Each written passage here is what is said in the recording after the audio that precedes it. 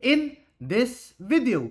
Bitcoin is right now seeing a massive support here in the daily time frame, and right now we are also going to dive in with this bearish crush in the MACD or stochastic RSI here in the monthly time frame. So stay tuned to know more. So hi guys, and welcome back to another Gabs Cryptocurrency video where we trade by data and not by hype. And if you haven't subscribed to my channel, click the subscribe button down below and hit the notification bell so you won't miss out videos like this.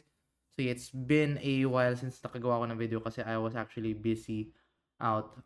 We actually have a somewhat of a football tournament outside of Manila, so we have to organize that. So I've been doing a lot of things outside of YouTube lately. But yeah, right now, since nagkakaroon na ako ng time at gumaan-gaan na yun, I can now go back to making these videos. So yeah, let's now dive into this video and let's give you a quick recap of our previous analysis. So di ba sa previous analysis, ang minonitor natin last time was ito. Let's try to zoom in yung previous na minonitor natin, and that is the 4-hour time frame falling wedge. And that is traditionally a bullish pattern to the upside, which we saw playing out nga. But right now, what is happening dito with the Bitcoin price action? So looking at this here in the 4 time frame, in the 4-hour time frame, siguro yung previous movement niya, we actually saw a decline here with the Bitcoin price action. And may decline yung na price. At the same time, the RSI was slightly increasing. So that is one of the reasons why we are seeing that short-term pump dito kay Bitcoin within the past few hours.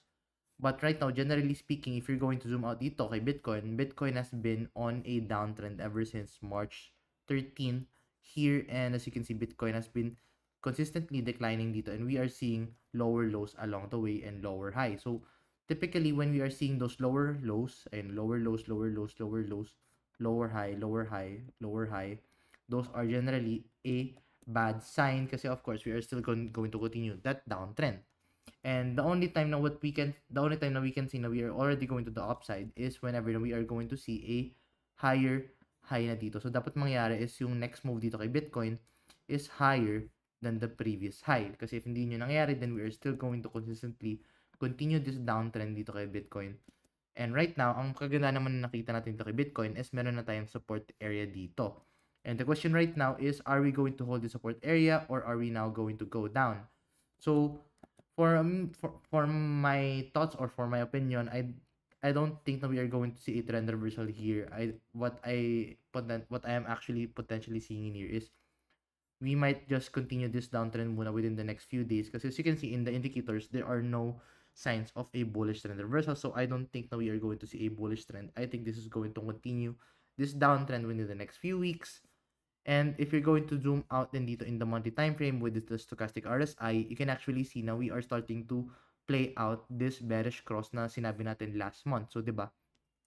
Last month we mentioned na meron bearish cross dito kay Bitcoin. So, in this case, we will see Bitcoin somewhat go down for some few weeks kasi yun nga. Typically, whenever na we are seeing a stochastic RSI bearish cross, Bitcoin usually goes down here.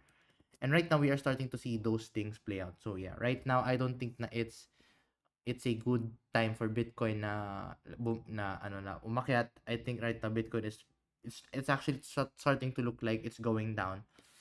So yeah, 'di ba? Sa mga previous videos sinabi ko sa inyo nagbenta ako ng Bitcoin, and right now ang naiwan na lang sa akin is actually around 25% of my Bitcoin.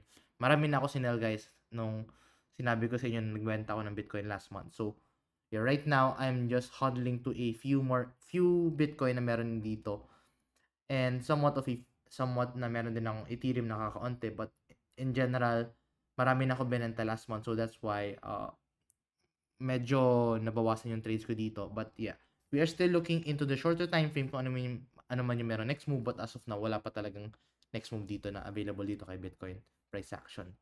Take note guys, if you want to make your trade dito kay Bitcoin, make sure to trade this guys kay Bybit. Kasi kay Bybit mas mura yung Bitcoin trading fees. And if wala pa kayo account with Bybit, make sure to use our sign up link na you can find in the description down below. Anyway, yun muna natin for the time being. If you find this video useful, informative, please give this video a like. I'll see you guys in the next video. Bye-bye for now.